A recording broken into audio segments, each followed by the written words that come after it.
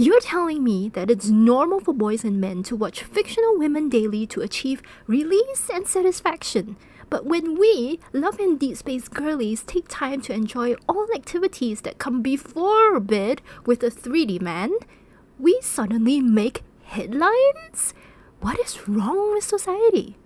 I'm always thirsty, and so are you.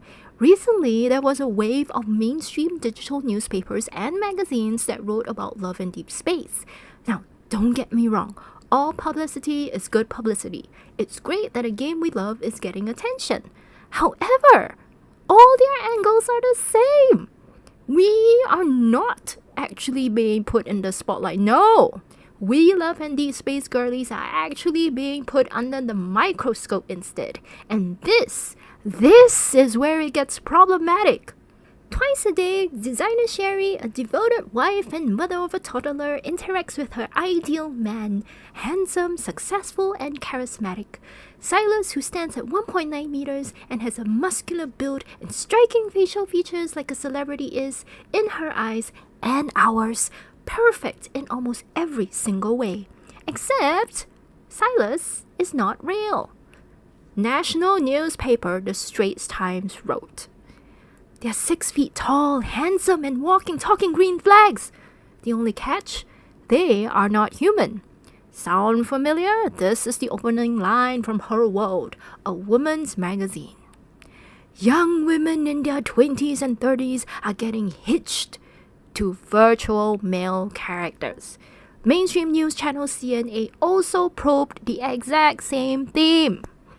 TLDR, these mainstream outlets are saying, through the game, women get tons of emotional support. Great.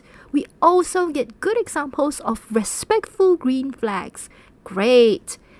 However, as a result, women are spending so much money on Love and Deepspace, which, oh no, problem, caution, warning.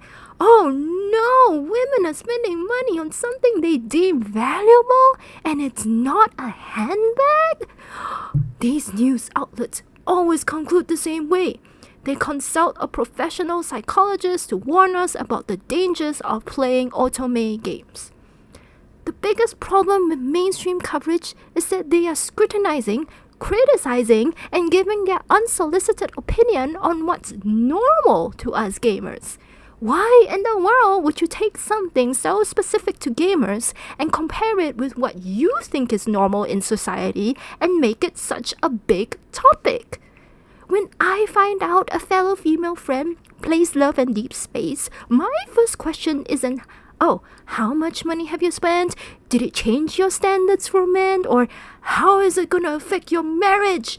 Oh my god, no! Instead, my first question is, let me guess your bias. Let me tell you my ranking of these 5 men and who I like best and why. Plus, have you pulled the latest hot men in Honkai Star Rail?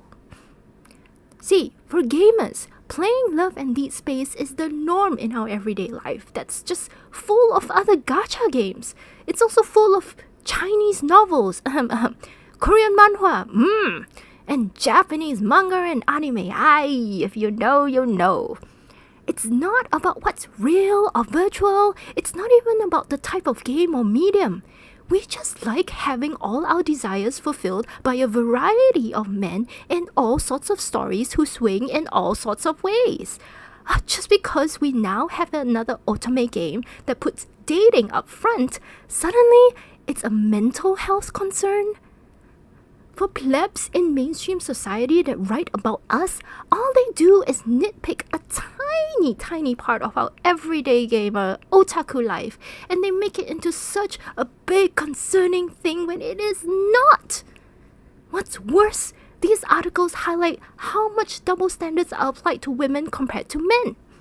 Right now, we have horse skulls prancing around in maid costumes, racing against each other. We have girls who turn into ships with bulging hulls. We even have shooter games that leave very little to the imagination. Tons of waifu gacha games are selling two sizable watermelons at the front and an enlarged pear at the back to straight men who are spending equally, if not more money than what we spend in love and deep space. And yet, mainstream news outlets are not writing about them. Why? You mean to say it's not worth highlighting that married men, men in committed relationships, and single men are all spending tons of time and money on scantily clad virtual women? Is it because men have spent centuries looking at these such women for free to satisfy their south-facing needs, and so waifu games are just so normal, so boring, so acceptable? On the other hand, a popular otome game like Love and Deep Space comes out, and suddenly, a woman's relationship status in real life matters? What? Double standards much? I have married friends with kids, asexual friends, bisexual friends, friends who ask their boyfriends to play Love and Deep Space. Are all of these good test subjects for psychologists too? These double standards are not just societal, they actually also exist in the game industry itself. Waifu games that review everything but the sink are rated 12 plus in mobile app stores, which is exactly the same as Love and Deep Space. In LADs, the least, and I repeat, the least we get is a man wrapped in a towel. And even then, you have to pay $40 for that. It's not free. Now, there's no boxers, no briefs, not even swimming trunks. Yet? Maybe? Oh, and when things get heated, what happens? The camera loses focus. It pans away. The screen blacks out.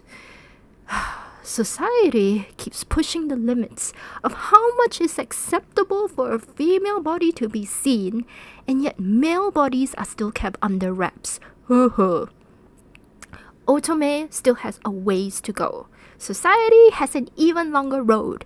Mainstream plebs keep making judgments about women, how we play games, the type of games we play, how we spend our money, how we may or may not allow these games to affect our lives. I mean, it's none of your business. This is just actually a small part of our everyday life, and we are loving it. That said, Tencent, please internationalize Light and Night. You are missing out, and so are we. Thanks everyone. Remember to drink more water.